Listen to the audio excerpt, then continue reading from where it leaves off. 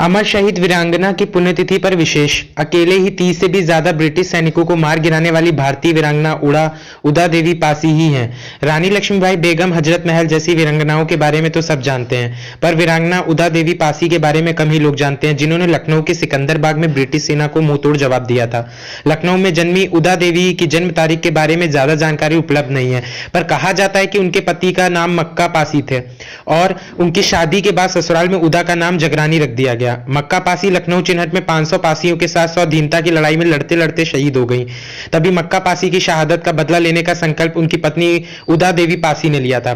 लखनऊ के छठे नवाब वाजिद अली शाह ने बड़ी मात्रा में अपनी सेना में सैनिकों की भर्ती की और उदा देवी के पति मक्का पासी, जो काफी साहसी व पराक्रमी थे, इनकी सेना में भर्ती हो गए।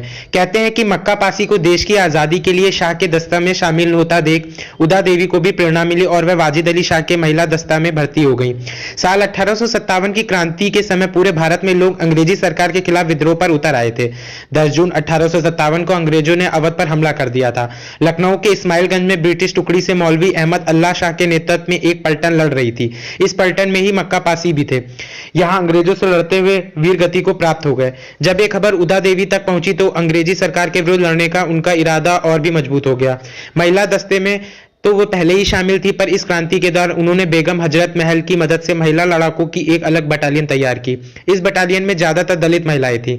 इन सभी को दलित वीरांगनाओं के रूप में जाना जाता है। 16 नवंबर 1857 को सार्जेंट कॉल्विन कैम्बल की अगुवाई में ब्रिटिश सेना ने लखनऊ के सिकंदर बाग में ठहरे हुए भारतीय सैनिकों पर हमला बोल दिया।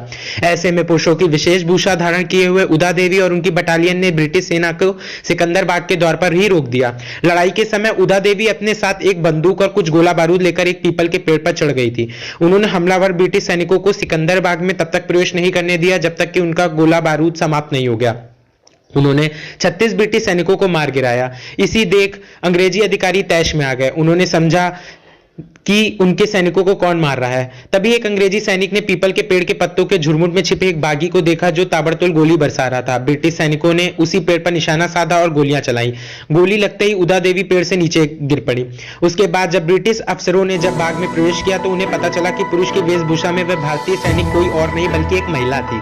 उदा देवी की वीरता से अभिभूत होकर कॉल्विन कैम्बल ने हैट उतारकर शहीद उदा देवी को श्रद्धांजलि दी थी। इस लड़ाई के दौरान लंदन टाइम्स अखबार के reporter William Howard Russell Lucknow में ही कार्यरत थे। सिकंदर बाग में हुई लड़ाई के बाद उन्होंने लंदन स्थित लंदन टाइम्स दफ्तर में खबरें भेजी थी। इन खबरों में एक खबर सिकंदर बाग के युद्ध की भी थी। विलियम हावर्ड रसेल ने सिकंदर बाग की लड़ाई को लेकर अपने खबर में पुरुषों को कपड़े पहनकर एक महिला द्वारा पेड़ से फायरिंग करने और कई ब्रिटिश सैनिकों को मार डालने का जिक्र किया था। इस लड़ाई का स्मरण कराती अमर शहीद उदा देवी पासी की एक मूर्ति सिकंदर बाग परिसर में तत्कालीन लखनऊ के मेयर डॉक्टर दाऊजी गुप्त ने वर्ष 1972 में स्थापित कराया था। आजादी की लड़ाई इस तरह का भारत में अनोखा उदाहरण है। यह संक्षिप्त वर्णन है। यदि कोई त्रुटि हो गई तो कृपया सुधार करें। अमर शहीद मक्का पासी और अमर शहीदा वीरांगना उदा देवी पासी को शत-शत नमन।